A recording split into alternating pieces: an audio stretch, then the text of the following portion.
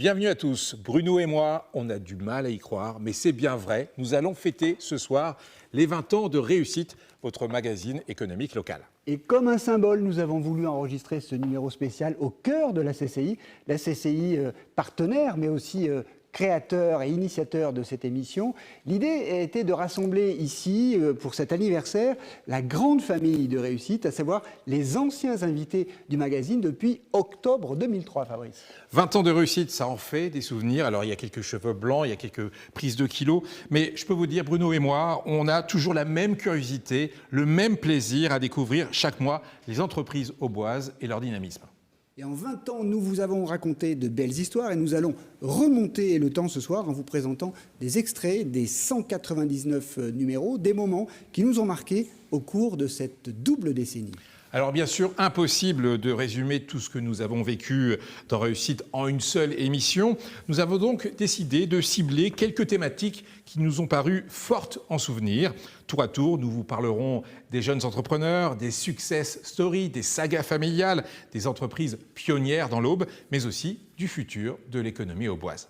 Et puis nous serons entourés d'invités prestigieux des chefs d'entreprise qui sont passés dans l'émission Réussite et qui symbolisent bien les thématiques que vient d'évoquer Fabrice. Sur ce plateau, nous aurons le grand plaisir d'accueillir Michel Drapier de la maison de champagne Drapier, Alexandra Grandpierre de POC, Gérald Richard du groupe Amplitude, Fabrice Provin pour le relais du bien-être, Pierre Dorn, le directeur de la future usine Guernica, et enfin Marie-Odile McKinney de la start-up Ability. Avec nous sur ce plateau, Sylvain Convert, le président de la CCI de Troyes et de l'Aube. Une première réaction, tout simplement, 20 ans de collaboration, que ce soit dans une entreprise ou dans une télévision, c'est le signe d'une bonne entente entre nous. Certainement, oui. Une entente de 20 ans, c'est important. 200 émissions au titre d'aujourd'hui. C'est aussi la communication de la vie économique auboise sur le territoire et apporter à chacun des téléspectateurs. C'est 20 ans de rencontres, de découvertes, de témoignages de chefs d'entreprise. C'est aussi des crises que nous avons dû passer les unes derrière les autres, mais elles passent et on s'attelle systématiquement à la suivante. Et c'est surtout, je voudrais le souligner, 20 ans de collaboration efficace avec Canal 32. Et merci d'avoir choisi de faire cette émission en direct de la CCI. Alors, Président, comme nous l'avons dit en introduction, cette 200e émission est l'occasion de vous présenter quelques moments marquants du magazine à travers différentes thématiques. Fabrice et moi, nous avons été marqués par l'envie d'entreprendre de certains jeunes aubois, partis parfois à peine sortis de leurs études, ils ont créé leur entreprise avec une volonté sans faille. Ces jeunes aubois qui y ont cru, c'est le premier reportage best-of de cette émission. En 20 ans et 200 numéros, Réussite a vu défiler de jeunes entrepreneurs prêts à prendre la relève pour dynamiser l'économie auboise. De Fabrice Provin pour l'âge d'heure service en 2005 à Laurine Mongin en 2022, les moins de 30 ans ont été nombreux à être célébrés dans notre Mageco. Créer sa boîte pendant ses études, cela a été par exemple le choix de Marvin Chazelon, président de WebUp et Adverti, spécialisé dans la communication digitale. Même si, de son propre aveu, les premières raisons n'étaient pas forcément les bonnes. J'ai créé en 3e année, donc au milieu de mon cursus. Un des premiers critères, c'était, alors innocemment, l'argent. J'ai financé mes études avec un crédit étudiant, en fait, tout simplement. Donc à la sortie de mes études, il fallait que je puisse le payer. Et je me suis dit que tous les chefs d'entreprise étaient riches. Oui, donc c'est déjà une fausse première déjà, vérité. voilà, c'est le premier apprentissage. Et donc, je voulais aussi, j'ai toujours voulu créer mon entreprise pour l'indépendance. Là, c'est une vraie bonne raison pour le coup. Oui. Et donc, on s'est lancé en 3e année. Alors, c'est deux particularités. C'est pour l'envie d'avoir son entreprise et aussi parce que l'école le permettait. À partir de la 3e année, donc de Bac+3, la licence, on a la possibilité d'être 2 jours par semaine en entreprise. Donc, en fait, on a vraiment un parcours qui permet la création. Et donc, vous avez fait votre stage au sein de votre propre entreprise. C'est ça, exactement. J'étais le maître de stage de mes associés et la directrice de l'école, en l'occurrence, était ma maître de stage. Quand on est jeune, on n'a peur de rien, ni d'Amazon, ni du e-commerce. C'est ainsi qu'Inès Champion a créé en 2006 le Chat de Gouttière, une librairie située à Troyes et spécialisée dans la jeunesse. Fonds inédit, plus de 8000 références et conseils clients sont les plus-values de son magasin. On peut à peu près trouver des livres dans pas mal de points de vente et on peut aussi les commander sur Internet. Mais généralement, s'ils viennent ici, c'est parce qu'ils savent qu'on va leur donner un petit coup de main. Depuis, Agnès Champion a ouvert une enseigne jumelle à Reims. Amazon n'a qu'à bien se tenir. Autre témoignage marquant, celui de Benoît Seguin. Le PDG de Tismaï n'a fait que diriger des entreprises depuis la fin de ses études. À la tête d'un des derniers fabricants de chaussettes en France, Benoît Seguin a décidé, à contre-courant de son secteur d'activité, de créer la Chaussette de France, une marque made in France, et il en parle avec passion. Nous, on n'avait pas les moyens d'une multinationale au niveau marketing à faire de la pub télé ou des 4x3 dans les métros parisiens. Donc, on a décidé, en fait, on a commencé à lancer la marque dans la chaussette technique, puisqu'on s'est rendu compte qu'il était plus facile de vendre cher des chaussettes techniques avec de la valeur ajoutée qu'une chaussette plutôt classique. C'est une manière d'imposer la marque ? Ouais, exactement, parce que je pense qu'on a en légitimité, je pense que quand vous venez de la technique, quand vous avez des gens qui font des marathons, qui font des ultra-trails, qui font 150 km, qui font du ski en haute compétition, si vous voyez au bout de 20 km, vous avez une ampoule, un trou dans vos chaussettes, voilà. Donc quand je pense que la légitimité de la qualité de la chaussette, quand elle est faite par des gens qui malmènent la chaussette dans leurs chaussures via des activités sportives très, très intenses, je pense que voilà, après on peut tout faire derrière. Je sens que vous êtes un passionnant, on a du mal à vous poser les questions. Oui, pardon. Tous ces jeunes entrepreneurs ont donné un nouveau souffle à l'économie auboise et ont confirmé cet ancien adage, toujours d'actualité, le talent n'attend pas le nombre des années. Autre thématique que nous voulions aborder dans cette 200e émission, ce qu'on appelle les success stories. En 20 ans, on a vu défiler dans Réussite des entreprises avec de belles progressions, mais ces PME ont souvent en commun le fait d'avoir imposé leur activité coûte que coûte, ou bien encore d'avoir réussi à rebondir là où on ne les attendait pas. 3 exemples, 3 belles histoires à découvrir dans ce reportage suivant, avec les Piscines du Gain, France Volley et SKO. Réussite n'est pas le titre de l'émission pour rien. Durant ces 20 ans, nous avons raconté des histoires d'entreprises incroyables, parfois parties de rien. De Festilight en décembre 2003 à Woodoo en 2022, en passant par LDR Médical en 2006, les success stories racontées à l'antenne se comptent par dizaines. Certains entrepreneurs ont suivi leur idée contre vents et marées, malgré le scepticisme ambiant. En 1986, lorsque Jean-François Maucry lance les Piscines du Gain, il essuie de nombreuses critiques. Qui oserait fabriquer des piscines dans l'Est de la France? On a dû vous prendre pour un fou à l'époque. Plus qu'un fou, même un extraterrestre, oui. On se demandait ce que ça voulait dire, quoi. J'ai même eu en anecdote des autorités qui m'ont refusé d'afficher la profession que je faisais. Parce qu'on ne faisait pas des piscines à l'époque dans l'Est de la France, enfin, c'était comme ça. On ne faisait pas de piscine, c'était pas démocratisé, ça n'existait pas, ça se faisait pas, donc puisque ça se faisait pas, ça devait pas se faire et ça devait continuer comme ça. Depuis, Piscines du Gain a fait son chemin. L'enseigne auboise, basée à la Chapelle-Saint-Luc, compte une trentaine de distributeurs franchisés à travers la France. Un développement commercial qui représente en 2023 55 à 60% du chiffre d'affaires de l'entreprise. Il faut parfois échouer pour rencontrer le chemin du succès. Premier exemple qui nous a marqué dans Réussite, France Volley, basée à Arcis-sur-Aube.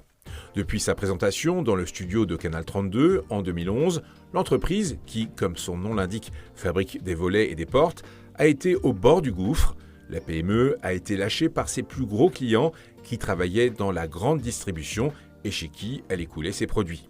Le président de l'entreprise, Patrick Froment, a réinventé son modèle économique en développant le e-commerce et en vendant lui-même ses produits sur Internet. Voletsurmesure.com est devenu une référence sur son marché. Cette idée, Patrick Froment l'a eue un peu par hasard. Quand je regarde dans le rétroviseur, pourquoi j'ai démarré cela, je sais comment c'est né. C'était un dimanche, je faisais mon footing dominical. Et puis, je venais de commander sur Internet une bâche à bulles pour ma piscine. Donc, longueur, largeur, couleur, épaisseur, etc. Et en courant, je me suis dit, mais finalement, entre une bâche à bulles et un volet, il n'y a pas grand-chose. Donc, on doit pouvoir faire des volets. Et on a démarré comme ça. Autre PME passée du bord du précipice à la success story, SKO. En 2014, Philippe Lisabeau reprend à la barre du tribunal cette entreprise spécialisée dans la fabrication d'escaliers et dont il était déjà le directeur général. SKO change son process de fabrication, fait du sur-mesure, motive ses troupes. En 5 ans, la PME passe de 70 à 120 salariés et de 7 à 12 millions d'euros de chiffre d'affaires. Un succès qu'Escao doit, selon son dirigeant, à l'ensemble de son personnel mobilisé comme jamais. Aujourd'hui, on fait quelque chose qui est remarquable et c'est la réussite de tout un collectif. Et comment vous faites pour vous démarquer de la concurrence? Parce que vous avez eu un grand développement, donc vous avez réussi à imposer certaines choses sur le marché. Oui, puisqu'on est tout à l'heure on expliquait qu'on est dans un marché en décroissance et nous on a fait une Alors comment très vous avez grosse réussi croissance. par rapport à la concurrence? Alors, je vais dire que c'est principalement les hommes. C'est principalement les hommes, c'est notre façon de manager, notre façon de gérer nos clients. Vous dites dans notre métier, on ne crée pas des brevets, on crée de la confiance en quelque sorte. Tout à fait. Tous les escalators ont à peu près les mêmes produits, on a à peu près les mêmes fournisseurs, on a à peu près les mêmes machines. Il faut être bon, quoi. Donc, Voilà. qu'est-ce qui fait la différence? Ce sont les hommes. Comme souvent dans Réussite, le succès ne vient pas de son seul dirigeant, mais de toute une équipe. Il n'y a de richesse que d'hommes. Encore un adage utilisé maintes fois dans les titres de l'émission. Et enfin, ce qui nous a marqué dans Réussite, c'est la capacité des chefs d'entreprise à résister. C'est sans doute la première qualité des dirigeants, faire face à toutes les difficultés et s'y adapter. L'épidémie de Covid-19 a été, par exemple, un moment fort, symbole de cette résilience. Découvrez dans ce reportage 3 témoignages qui nous ont marqués. Le chocolatier Pascal Café, Émilie Caillé du bistrot de Sainte-Savine et Isabelle Dumange, la directrice générale de SMC. Tenir bon, rester maître de son destin, garder confiance, tels sont les préceptes du chef d'entreprise en toutes circonstances. Mais quand le destin s'acharne, il faut avoir un sacré tempérament pour tenir la barre. Ce fut le cas de Pascal Café. À peine remis d'un incendie qui avait détruit ses locaux fin 2018, le célèbre chocolatier au bois a dû affronter, comme tant d'autres, dès mars 2020, la pandémie de coronavirus. Des épisodes qui l'ont marqué, mais qui n'ont jamais entamé son optimisme. En fait, il faut surtout penser à son équipe. Ouais. Puis se dire que on a quand même une 50aine de familles à nourrir, donc ça c'est quand même... on a aussi beaucoup des jeunes, beaucoup de jeunes couples, beaucoup de jeunes qui viennent d'avoir des enfants, qui viennent d'emprunter pour construire une maison, donc ça c'est une vraie responsabilité du chef d'entreprise. Et ça, c'est important. Et qui joue sur sa motivation, comme vous disiez tout à l'heure, motivation, énergie, c'est ça qui vous porte.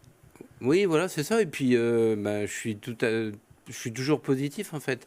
Quand la vie est faite de plein d'événements, et ce qui est important, c'est de voir demain, aujourd'hui et demain. Ce qui s'est passé hier, on s'en fout un peu, quoi. Autre exemple de résilience, Émilie Caillet. Dans un secteur totalement sinistré par la Covid-19, la gérante du bistrot de Sainte-Savine a dû s'adapter après sa fermeture liée aux impératifs de la pandémie. Émilie Caillet a proposé des plats à emporter originaux. Présentés dans des bocaux, les recettes ont été développées en favorisant le zéro déchet et les circuits courts, et le succès a suivi, un élan de solidarité que la gérante du bistrot a tenu à souligner dans le Réussite consacré à son entreprise. C'est vrai, c'était assez hallucinant même parce qu'on a quand même fermé un petit peu au début du premier confinement et on ne savait pas du tout au moment de la réouverture ce que ça allait donner et on a retrouvé toutes ces têtes qu'on connaissait et c'est là qu'on s'est rendu compte qu'on était quand même, qu'on avait une clientèle de dingue, quoi. Vous avez même parlé d'aventure humaine. Ah oui, complètement, parce que les gens, beaucoup sont venus pour nous revoir par solidarité. On a eu quand même beaucoup d'encouragement, que ce soit la première fois ou cette fois-ci. Même là, on retrouve de plus en plus les entreprises qui finalement se déplaçaient chez nous, qui nous remercient, nous, de venir chez eux. Enfin, c'est une aventure humaine. C'est aussi pour ça qu'on fait ce métier-là. C'est pour l'humain avant tout. Donc, non, ça, c'est top.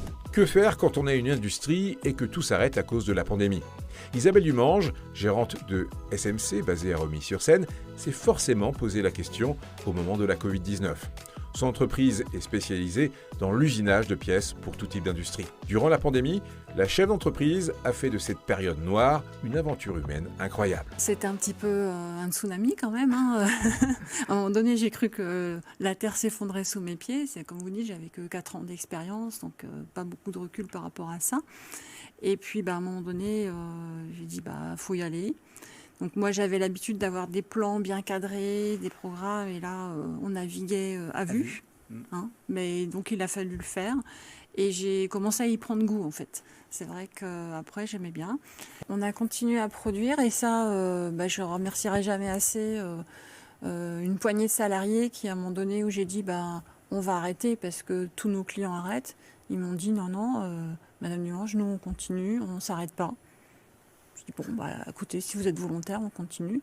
Et donc, d'autres étaient plus craintifs par rapport à la maladie. Ils ont été une partie en activité partielle. Et quand le travail est revenu, ils étaient très contents de revenir travailler parce que rester toute la journée à la maison, excusez-moi pour les journalistes, mais en regardant BFM TV et les séances de Réa, ça leur faisait peur et ils préféraient venir travailler. Oui, mais ils regardaient Canal 32, ça les calmait un peu. Ouais, voilà. C'était positif. C'est beaucoup plus positif. Sylvain Convert, en regardant tous ces best-of, qui ne sont qu'une petite sélection évidemment des 199 émissions, vous qui connaissez bien cette émission, quels ont été les moments marquants? Qu'est-ce qui vous a marqué durant ces 20 ans? Moi, ce qui m'a marqué essentiellement, c'est l'évolution de notre société durant ces 20 ans. Je ne vais pas revenir sur les reportages que vous avez faits. C'est une nouvelle organisation de la compétence économique avec la dévolution aux conseils régionaux et transférée au Comcom. C'est la mise en place de la loi Notré qui a modifié considérablement le paysage. C'est l'évolution du comportement d'achat, notamment durant et à l'issue de la crise Covid. Ce sont les transformations numériques, écologiques, gestion des ressources humaines qui sont tout à fait différentes aujourd'hui. C'est l'évolution sur notre territoire de l'enseignement supérieur. C'est la création de BSC avec des réussites récentes notables. Et puis, plus dernièrement, c'est une évolution du rapport au travail, encore conséquence du Covid. On ne fonctionne plus au travail de la même façon qu'on fonctionnait il y a 10 ans. Le point commun entre tous ces témoignages qu'on a vus, c'est s'adapter. Il a fallu s'adapter constamment durant ces 20 ans. Le terme qu'on emploie, c'est résilience, et c'est oui, effectivement adaptation. À chacune des circonstances, il faut évoluer et rebondir. On en a vu des bons exemples en tout cas. On se retrouve après une courte pause. Rendez-vous avec nos invités Michel Drapier et Alexandra Grandpierre pour évoquer les sagas familiales, ces entreprises qui ont fait naître plusieurs générations d'entrepreneurs. A tout de suite. Société d'expertise comptable et de commissariat aux comptes implantée dans l'Aube, Lyon et à Paris, BDS Associés compte 150 collaborateurs qui sont tous à votre écoute pour vous conseiller et vous guider dans la gestion et le développement de votre entreprise. Chaque jour, une équipe dédiée et performante vous accompagne dans la réalisation de vos objectifs et la réussite de vos projets en mettant à votre disposition un ensemble d'outils modernes et digitaux. Venez pitcher votre projet pour le faire décoller à l'occasion des mercredis BDS. Retrouvez toutes les informations sur le site de BDS Associés.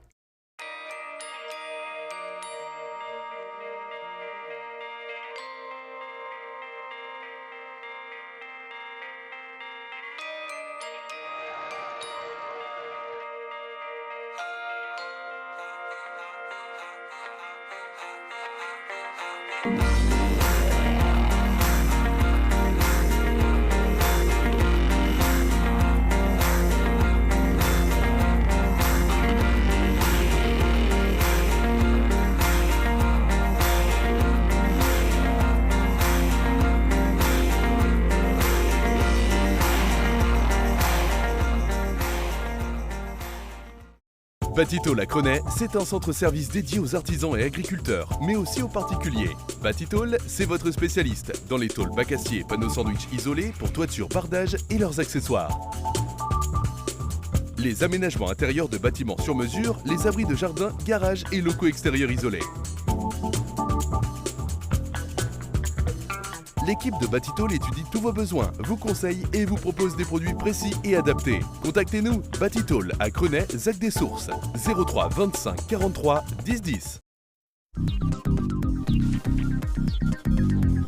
Suite de la 200e de réussite réalisée à la CCI de Troyes et de l'Aube, le partenaire du MagEco de Canal 32 qui fête ce soir ses 20 ans, l'occasion de revenir sur les grands moments de l'émission.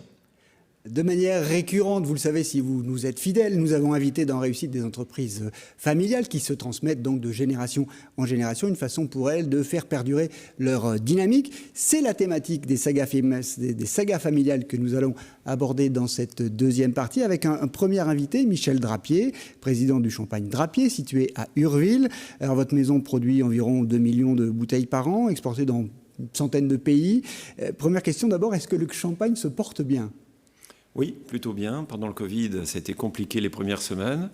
C'était l'arrêt total. Et puis, tout le monde s'est mis à boire à la maison. Et donc, les Américains s'y sont mis, le monde entier. Et donc, les ventes ont explosé. On a fait des records absolus pendant et après le Covid. Avec une année exceptionnelle l'année dernière, c'est ça? Avec une année exceptionnelle en 2022. 2021 et 2022 ont été des années records.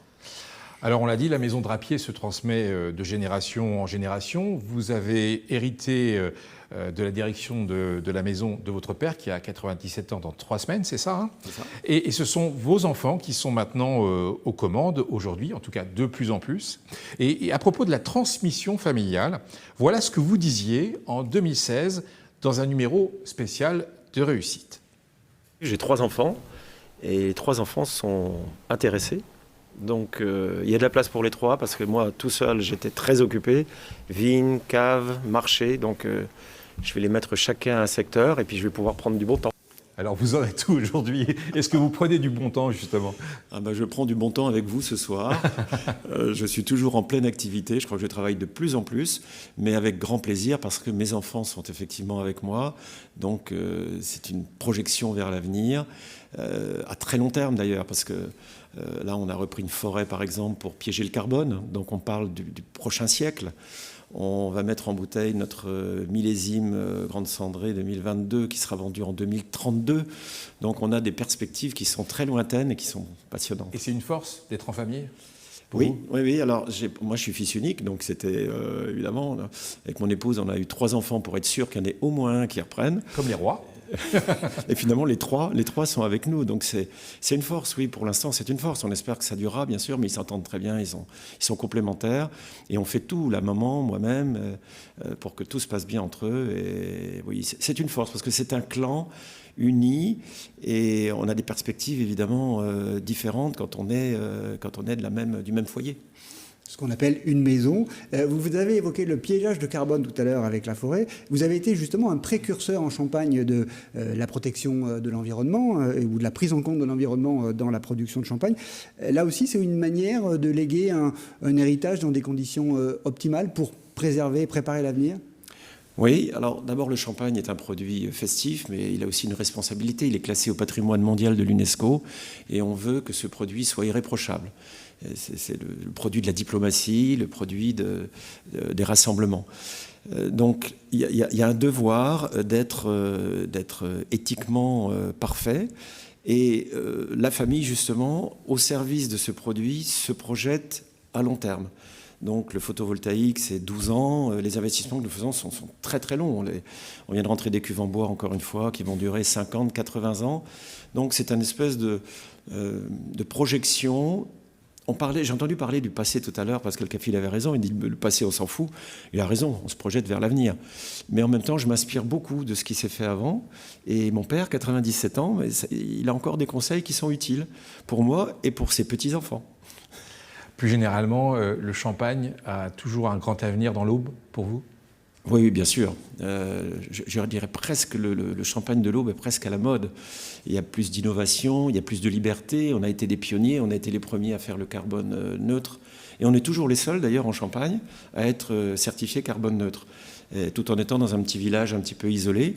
Et les Aubois peuvent être fiers de ce qu'ils font aujourd'hui dans toutes les vallées, avec tous leurs cépages un peu originaux, des vinifications un petit peu plus en diagonale, mais qui séduisent un public à l'affût de nouveautés et d'expériences nouvelles.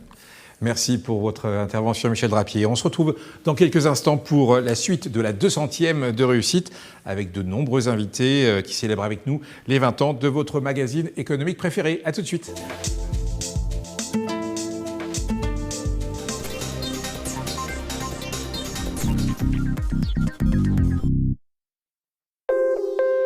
Chaque mois, ne manquez pas Réussite, le magazine économique réalisé en collaboration avec la CCI de Troyes et de l'Aube. En 26 minutes, découvrez une entreprise auboise et son dirigeant et restez connectés grâce à nos chroniques. Le rendez-vous CCI pour vous éclairer sur une action et un service de la Chambre de commerce et d'industrie. Et le Zoom du mois, consacré à un sujet d'actualité qui concerne la vie de l'entreprise. Réussite, c'est le premier jeudi de chaque mois à 19h sur Canal 32 et en replay sur canal32.fr.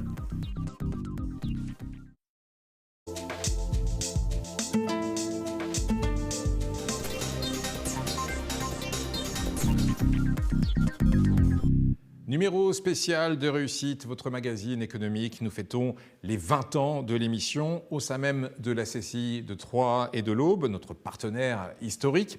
Et nous reprenons notre thème des sagas familiales, ces entreprises transmises de génération en génération et qui font la fierté de l'Aube. Découvrez ces histoires de famille qui ont marqué Réussite, comme Nigloland, Sotralinox ou bien encore Brodart Packaging.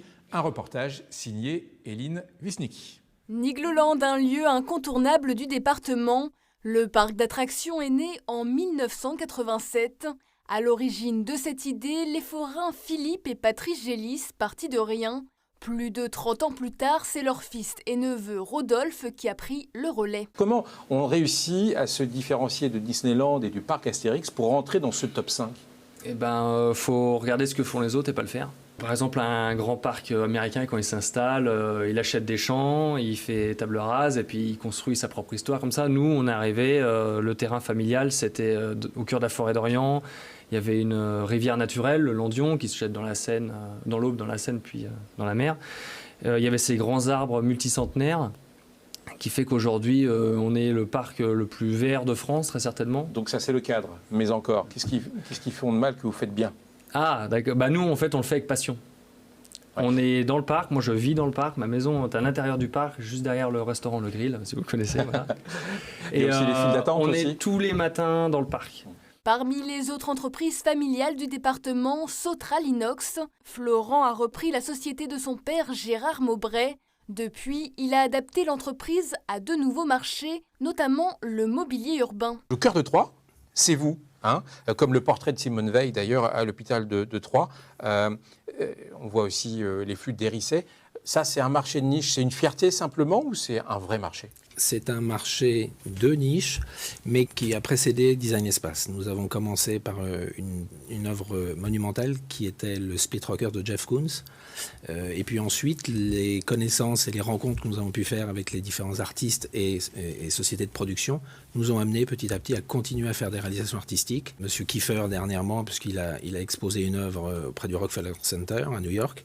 Et puis en local, nous travaillons depuis plusieurs années maintenant avec le couple Thierry et Michel Caillouel pour essentiellement toute leur réalisation métallique. Depuis plus de 100 ans, Brodart Packaging imprime et transforme des emballages. Une activité qui se transmet de génération en génération. L'entreprise est aujourd'hui dirigée par les fils de Michel Brodart. Ces 15 dernières années, la croissance de Brodart a souvent été boostée par l'acquisition d'entreprises comme Brégère en 2009, Café et Doipac. On estime une croissance sur ce marché pour nous de l'ordre de 20 à 30% par an. Nous avons opéré aujourd'hui, cette date, 4 opérations de croissance externe et toutes avaient leur justification. Ce n'était pas une croissance pour la croissance, mais pour acquérir des nouveaux savoir-faire. Acquisition, achat de machines, l'entreprise continue de consacrer 10% de son chiffre d'affaires à l'investissement. Il y a une formule qui dit qui ne progresse régresse. On fait attention que tous nos fondamentaux soient respectés et que l'entreprise soit solide. Mais pourquoi se priver de grandir si on peut le faire ? Nigloland, Sotralinox et Brodart, des exemples d'entreprises familiales auboises. Tout comme les ateliers Valentin Bouvet, la SCIAE, FISA ou encore l'atelier d'Ariane. Parmi ces histoires familiales, il y en a une autre. Il y a POC qui est basée à Nogent-sur-Seine. L'entreprise est le premier fabricant en France de lances à incendie et d'autres matériels de lutte contre l'incendie. Et c'est vous qui la dirigez aujourd'hui, Alexandra Grandpierre, alors que c'est votre père, Bruno, qui l'avait créé dans les années 70. POC, c'est une belle réussite, une très belle réussite. Vous fournissez aussi bien l'US Navy que l'armée chinoise. Vous l'avez fourni en tout cas. Ça fait plus de 11 ans, je crois, que vous êtes à la tête de POC maintenant. C'est déjà un sacré parcours. Oui, tout à fait. Alors, effectivement, c'était simple et compliqué à la fois.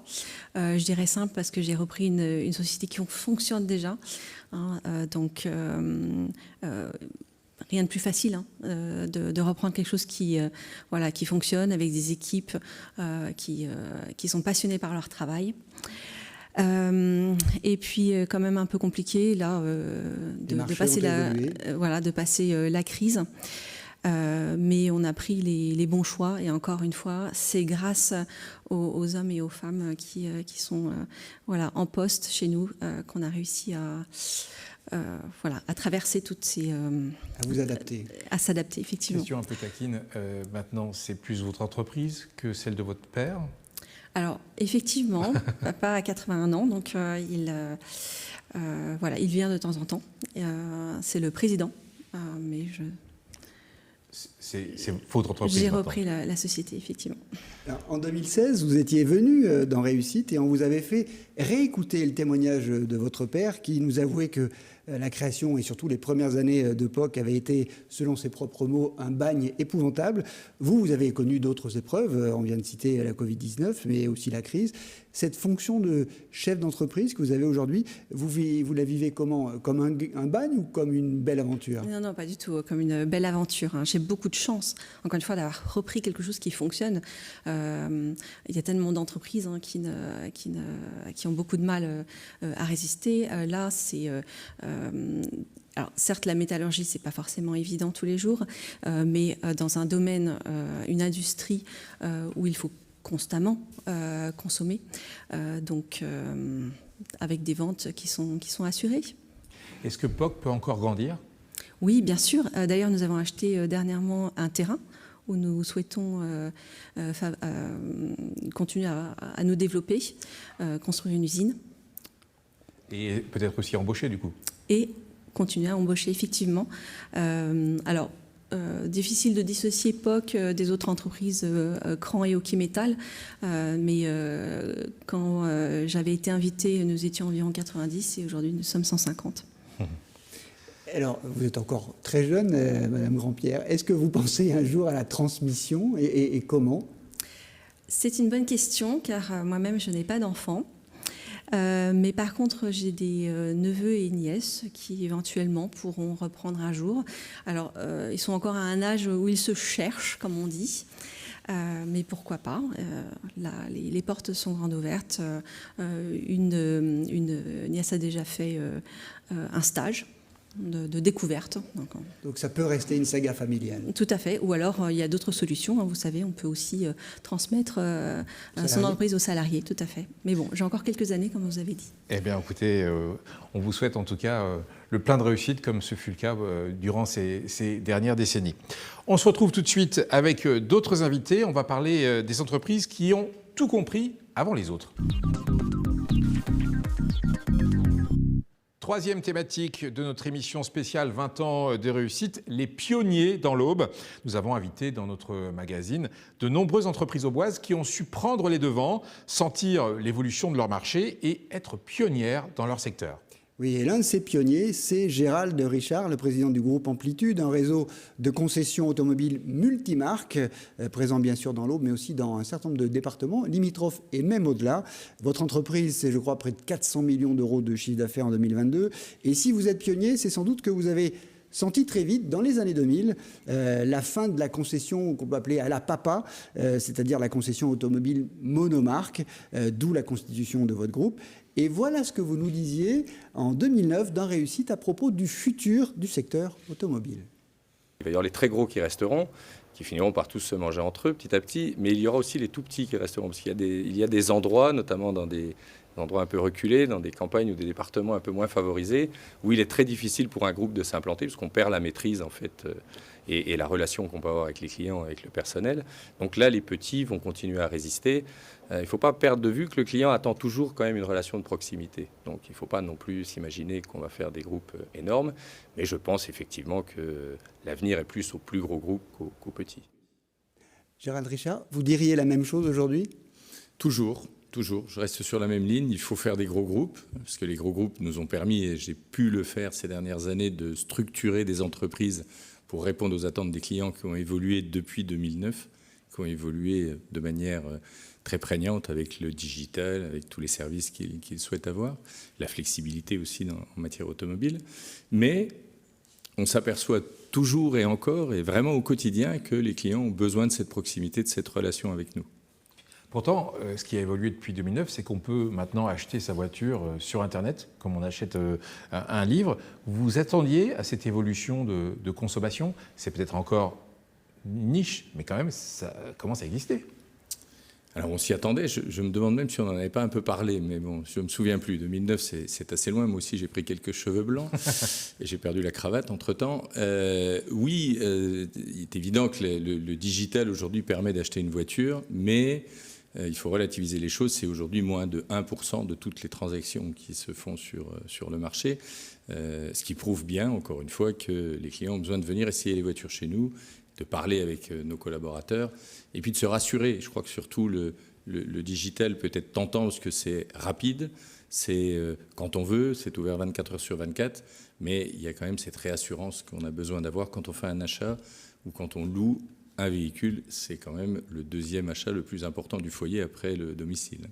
Alors, est-ce que la concession, en tout cas telle que vous l'avez instaurée, est-ce qu'elle a toujours de l'avenir ou est-ce qu'elle va prendre d'autres formes ?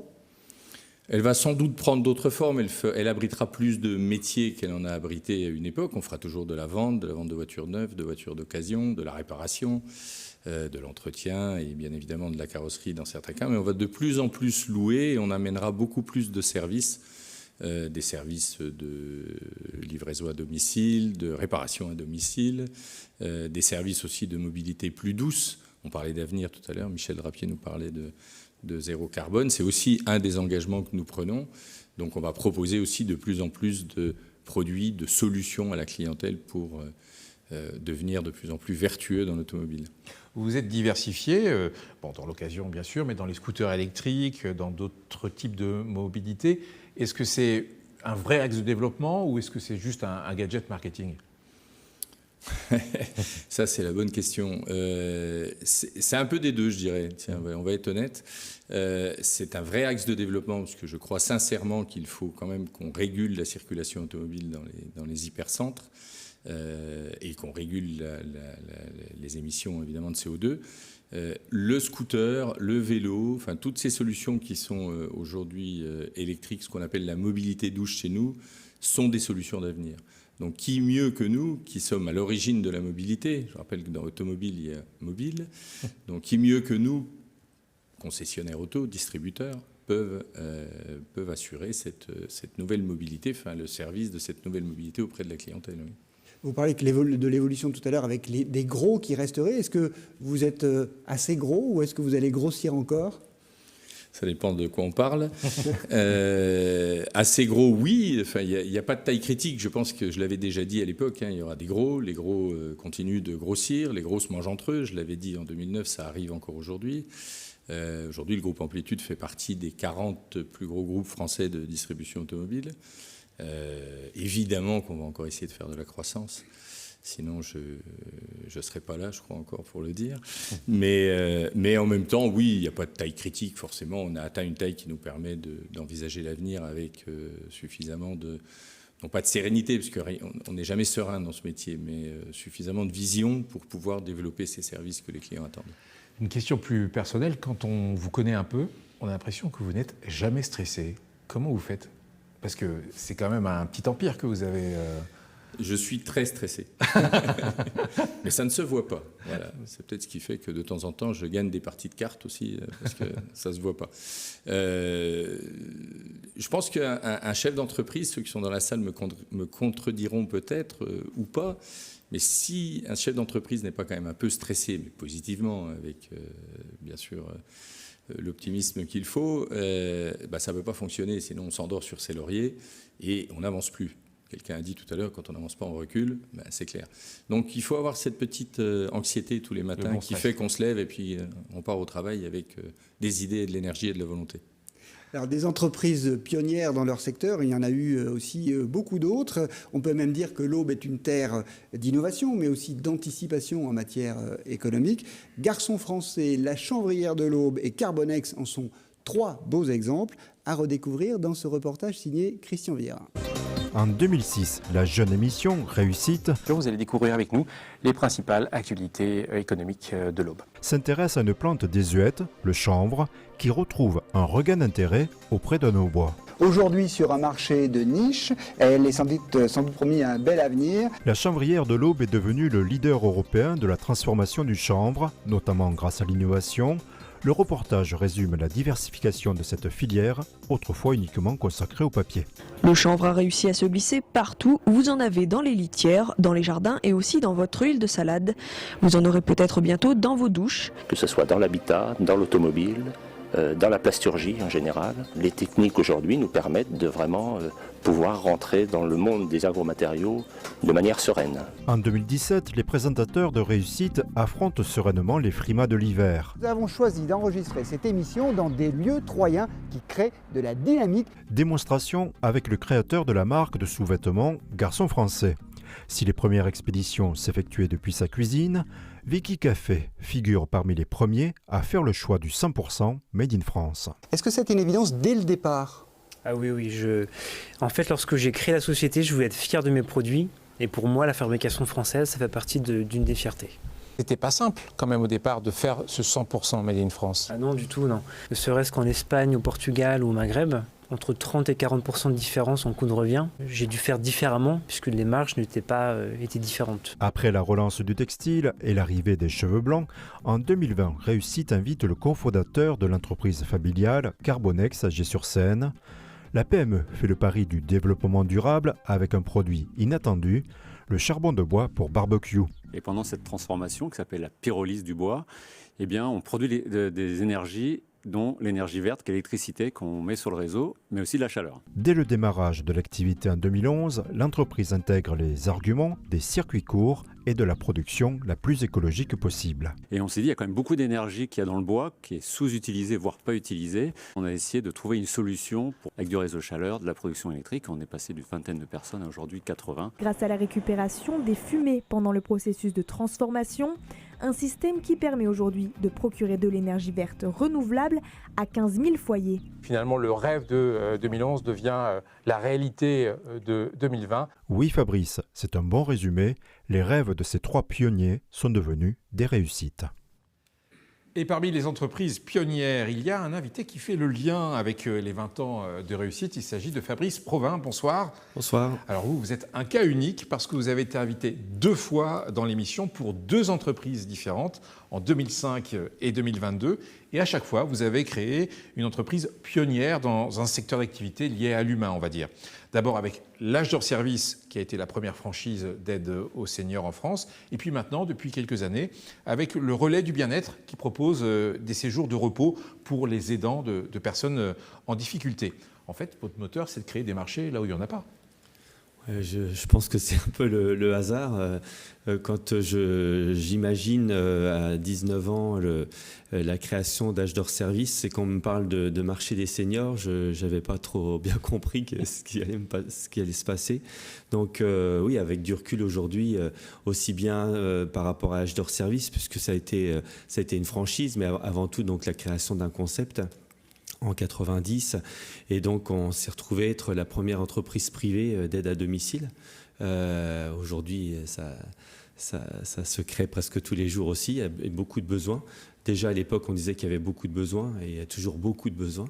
Donc, et puis on a essuyé les plâtres. Et quand parfois on me disait mais t'as rien inventé, c'est sûr, emmener une petite grand-mère faire ses courses, c'est pas une vraie invention. C'était le concept global. Et puis j'aime bien dire aujourd'hui, par rapport à l'actualité, j'étais l'Uber de l'époque, puisque je me suis retrouvé quand même avec. Alors justement. Oui. On l'a rappelé, vous avez été le premier à créer cette franchise consacrée à l'aide aux seniors, mais innover dans ce secteur, parce que c'était quand même une certaine innovation, ça n'a pas été sans difficulté, comme vous le racontiez en 2005. Quand j'ai vu les difficultés que j'ai eues pour monter cette entreprise et l'amener à bien jusqu'à aujourd'hui, incontestablement, si j'avais rien inventé, j'aurais eu une voie royale pour développer ce genre d'activité. Alors j'aurais peut-être eu de la concurrence, parce que n'ayant rien inventé, il y aurait peut-être eu des gens qui se seraient installés avant moi. Entre des problèmes administratifs, de concurrence déloyale avec les taxis, etc., il y avait incontestablement et un flou juridique et administratif aussi, quoi. Donc c'est dans les premiers mois, j'allais dire, de mon démarrage, que je me suis rendu compte que ma petite idée de rendre service auprès des personnes du quartier, ça allait pas être de tout rose tous les jours, quoi. Alors, est-ce que pour le Relais du Bien-être, la société que vous avez créée il y a peu, est-ce que vous avez eu les mêmes freins, les mêmes difficultés ? Eh ben, j'ai été surpris, mais oui. Oui, en fait, il y a peu de temps, on a voulu me classifier, comme à l'époque avec l'âge d'or, me classifier taxi. Là, on a voulu me classifier dans les agences de voyage. Donc, on n'a pas du tout... j'ai pourtant expliqué. Donc, bon, c'est un peu moins dur que les taxis, puisque là, c'est une inscription gratuite, enfin quasi gratuite à tout France. Et là, vraiment, on s'est dit que bon, ça reste quand même la France. Et si on n'est pas dans une case... Donc là, je pense qu'on est en train d'inventer. Alors, je dis on est en train, puisqu'on est quand même encore une jeune entreprise. Mais là, comme on est en train de se déployer sur toute la France, oui, dans certains départements, on arrive et le concept comme il est inventé n'existe pas. Là, on voit des images du relais du bien-être. Ça reste tout de même un business, une entreprise pour vous. Il faut embaucher, payer des salaires, ça reste un business. Oui, tout à fait. Alors, donc notre modèle, à la différence quand même d'Âge d'Or Service, là, c'est un modèle où on considère qu'on touche vraiment de la santé publique. Et dès le départ, alors c'était un pari, hein, dès le départ, j'ai considéré que le séjour ne devait pas être financé par les bénéficiaires.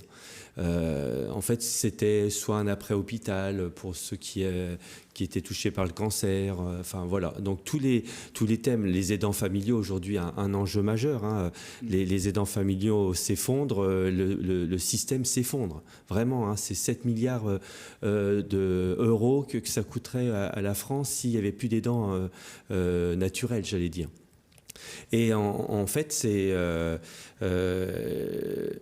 j'ai considéré qu'en fait, le concept devait être financé.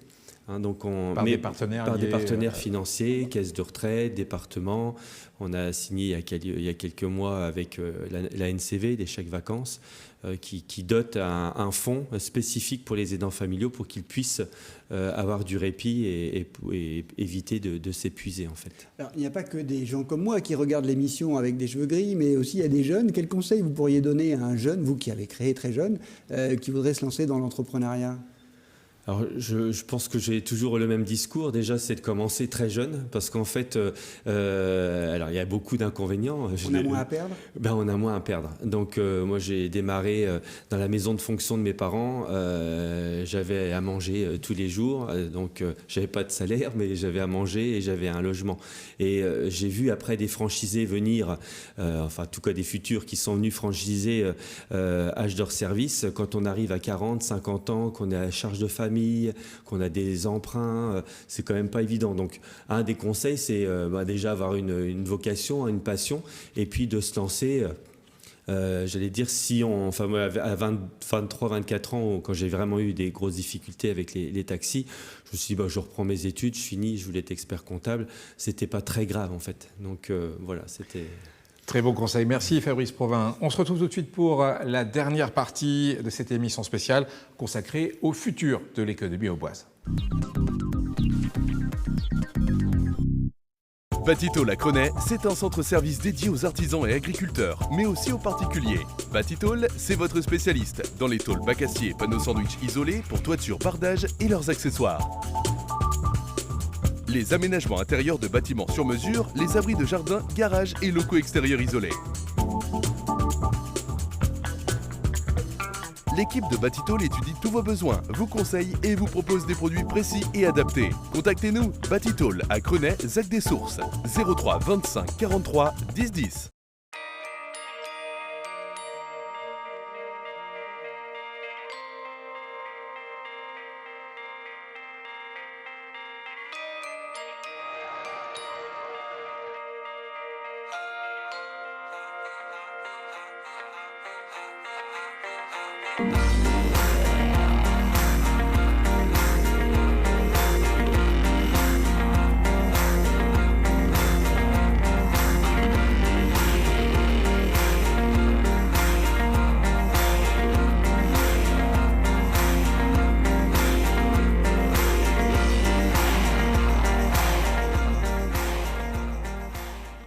Société d'expertise comptable et de commissariat aux comptes implantée dans l'Aube, Lyon et à Paris, BTS Associés compte 150 collaborateurs qui sont tous à votre écoute pour vous conseiller et vous guider dans la gestion et le développement de votre entreprise. Chaque jour, une équipe dédiée et performante vous accompagne dans la réalisation de vos objectifs et la réussite de vos projets en mettant à votre disposition un ensemble d'outils modernes et digitaux. Venez pitcher votre projet pour le faire décoller à l'occasion des mercredis BDS. Retrouvez toutes les informations sur le site de BDS Associés.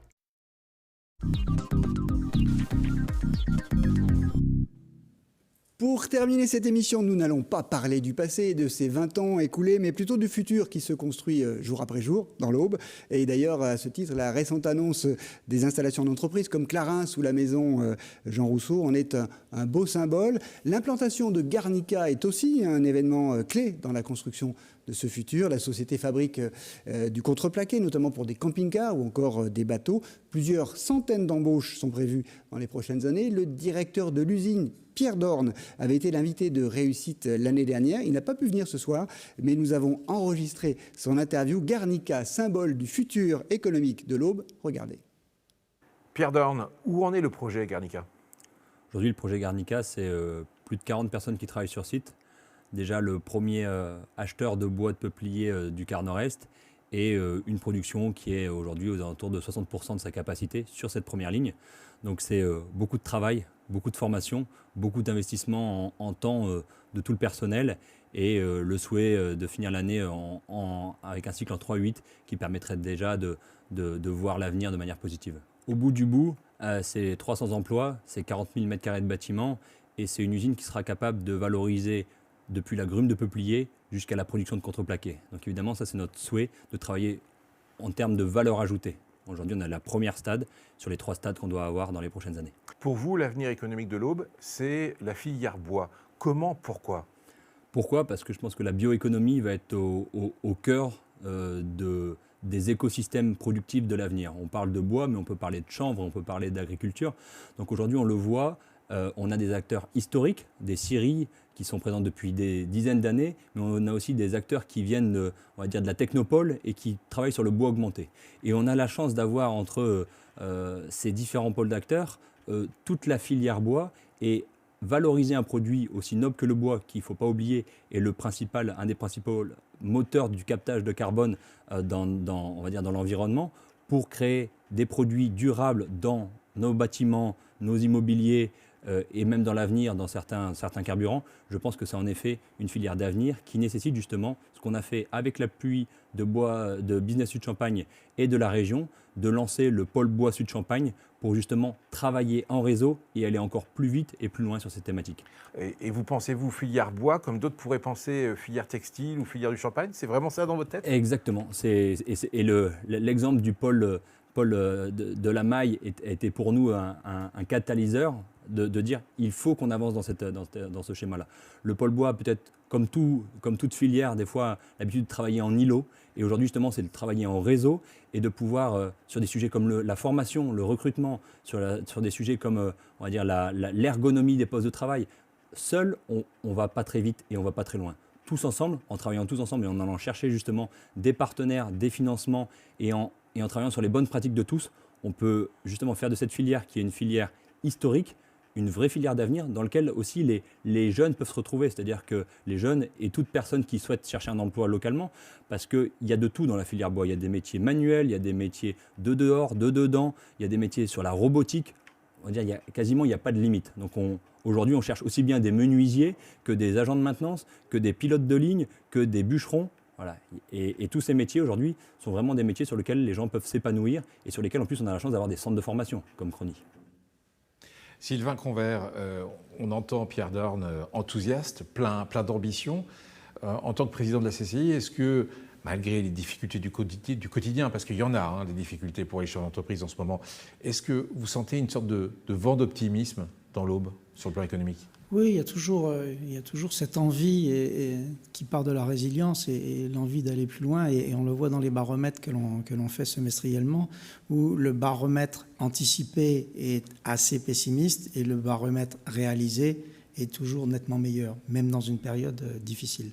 Ça veut dire qu'il y a beaucoup d'espoir encore. Il y a de l'envie. Il y a de l'envie. Autre symbole du futur de l'économie auboise, les nombreuses start-up qui se sont installées sur le territoire, notamment à la Technopole de l'Aube. Parmi elles, Ability. Cette jeune entreprise propose une solution de réalité virtuelle pour rendre la rééducation motivante et accessible à tous. Marie-Odile McKinney, vous êtes la cofondatrice de cette start-up. Première question déjà, Ability, c'est quoi exactement ? Du coup, vous l'avez très bien présenté. En fait, notre objectif, c'est de rendre la rééducation motivante accessible à tous, partout. Et c'est composé d'exercices de réalité virtuelle qui sont sous forme de jeu pour les patients et d'une plateforme web à destination des professionnels de santé qui permettent de vraiment paramétrer les exercices au niveau du patient. Et que vous allez vendre à qui, du coup ? Nous, là, on l'a co-développé avec des centres de rééducation et les hôpitaux. Donc, on la déploie dans ces espaces-là. Et là, on la rend accessible aussi aux kinés libéraux. Et justement, ce déploiement, cette ambition de développement, elle est régionale, nationale, internationale ? Ce qu'on souhaite, donc vu qu'on l'a développée dans l'Aube, on souhaite vraiment la déployer dans l'Aube très fortement, dans le Grand Est aussi. Mais là, on sent qu'aussi il y a des demandes du côté des Hauts-de-France et l'Île-de-France. Est-ce que vous avez trouvé, vous êtes hébergé à la Technopole, je crois, est-ce que vous avez trouvé dans l'Aube justement aussi cet écosystème favorable à cette ambition ? Oui, je pense que l'Aube, c'est vraiment un bon endroit pour démarrer son entreprise, pour la développer. On a donc été incubé à la Technopole de l'Aube et on a rapidement été soutenu par exemple par le réseau Entreprendre. Et maintenant, on est accéléré par l'accélérateur du Grand Est, Scalinov. Donc, chacun des accompagnements va vraiment nous aider sur des parties spécifiques du développement de l'entreprise. Je ne dirai pas votre âge, mais vous avez moins de 30 ans. Oui. Qu'est-ce qui vous a donné le goût d'entreprendre ? En fait, l'histoire d'Ability, c'est qu'on a rencontré un jeune qui avait fait un AVC infantile pendant nos études avec Bérangère, mon associé. Et il avait eu un parcours éducatif très long. Et nous, on savait qu'on voulait lui trouver une solution. Et il n'y avait pas de solution comme celle qu'on avait imaginée qui existait. Donc le seul moyen qu'on trouvait, c'était justement de créer cette entreprise. Et créer l'entreprise, c'était aussi permettre de rendre la solution accessible à tout le monde, que ce soit de manière nationale, mais aussi internationale. Et d'une simple histoire, entre guillemets simple, histoire personnelle, vous en avez fait votre métier et peut-être votre travail de tous les jours pour 20 ans peut-être. Oui, et ça, pour le coup, j'en suis ravie parce que donc moi, je suis passionnée de nouvelles technologies et le fait de pouvoir les appliquer avec un objectif vraiment positif dans la vie des utilisateurs et donc de l'appliquer à la santé, c'était vraiment deux passions de ma part. Et donc, je suis ravie de pouvoir faire ça tous les jours et de créer l'équipe aussi, de rassembler des gens autour de nous et porter l'entreprise plus loin. Sylvain, vous avez entendu Marie-Odile, elle dit entre guillemets que c'est the place to be, l'Aube, pour développer son entreprise.